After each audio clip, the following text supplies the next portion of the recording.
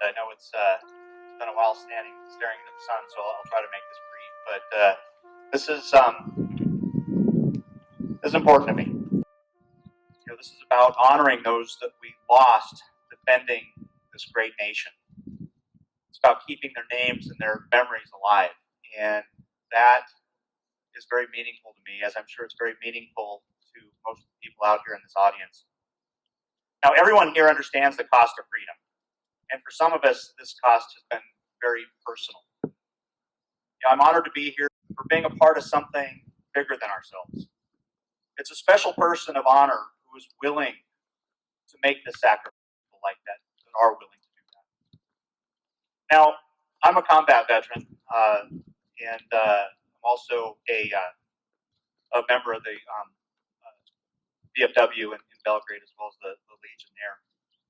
And I remember my first deployment, and I was fairly old when I did this. And I remember before I was getting ready to ship off to Afghanistan in support of Operation Enduring Freedom, and my 10-year-old daughter coming up to me and asking me if I was going to get killed.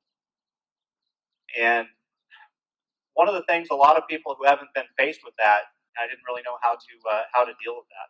And I told her, yes, there are going to be bad people trying to hurt me, but I'm pretty ornery, I'm pretty tough. And another thing I remember was my first ramp ceremony. And for those who don't understand what that is, I was in Kandahar, Afghanistan.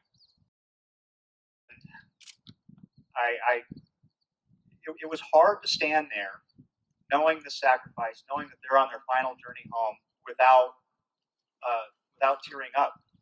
And I just remember the sting in my eyes and the wetness on my face, just tearing up watching this happen.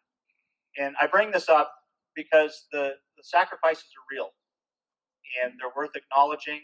They deserve acknowledging, and I'm honored to have had so many people in my life that were willing to sign at the dotted line and be willing to support this nation on that level. So I'm going to do something a little bit different right here, because one of the things, I know we had the roll call, we've had a couple of different acknowledgments, but this is personal to a lot of people. And for me, this is about keeping the names and the memories alive. So I'm going to ask for a little bit of participation, because I know there's a lot of people out here that have names in their lives, family members, friends, brothers and sisters in arms. So I'm going to wait just a second and allow people to let us hear those names from everybody in the audience. And I'll start it off. Jesse Samick, Scotty Bobbitt, a person that I never met, but my VFW post has been named after him, Nick Plum. I see his parents around town all the time. So let me hear names from other people. Let's get them out so that we can remember and honor these people. Ray Gallagher. Thank you. Anton Joseph Yeager. Thank you. Irvin Powers. John Eloise Hargrove. John Yeager. Nick Tay. John Brill. Haver, former Bobcat defensive back. Jerry Cooper. Well, thank you. Jim Cootsman. Leonard Albright and Eric Albright. Camilla My Steedley. uncles who served in World War II.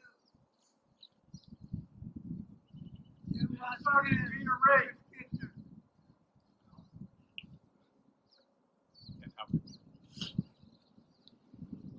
Well, thank you all for indulging me on that. I think, remember the character of these people. Remember the bravery. May God bless their souls. May God bless their families. May God bless this great United States of America. And I